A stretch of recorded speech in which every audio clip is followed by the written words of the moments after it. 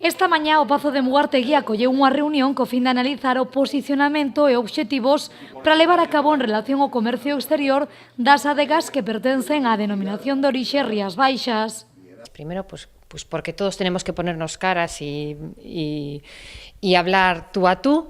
Y segundo, y lo más importante, pues porque a estas alturas de año ya hemos realizado prácticamente todas las actividades de promoción internacional y entonces consideramos que es el momento de presentarlos, contarles todo lo que se ha hecho, porque ellos han sido parte importante en toda esta promoción y valorarlas, lo que ha salido bien, lo que ha salido mal, que tenemos que mejorar y a partir de ahí construir lo que sería la planificación para el 2018. Neste ano, dende a DO, executaron plans de promoción en 8 países.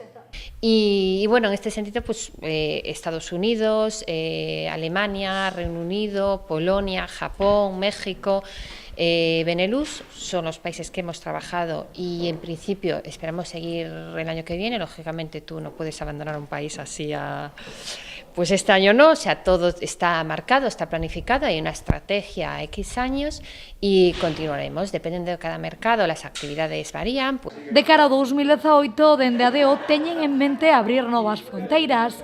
Polo tanto, seguirán no vindeiro ano unha liña continuista barallando a opción de aumentar presenza en máis países a nivel internacional. Na actualidade están en 60.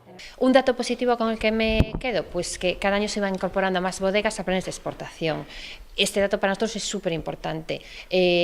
¿Por qué? Porque al final en Rías Baixas hay 181 bodegas, es un sector muy atomizado, con estructuras muy pequeñas y sabemos el esfuerzo que supone vender al extranjero. Entonces, pues que para nosotros cada año se incorporen más bodegas a la exportación es que es un éxito. Es decir, es que eso le damos mucho más valor que vender más litros. Das 181 adegas que conforman a DO Rías Baixas, 102 forman parte do plan de exportación.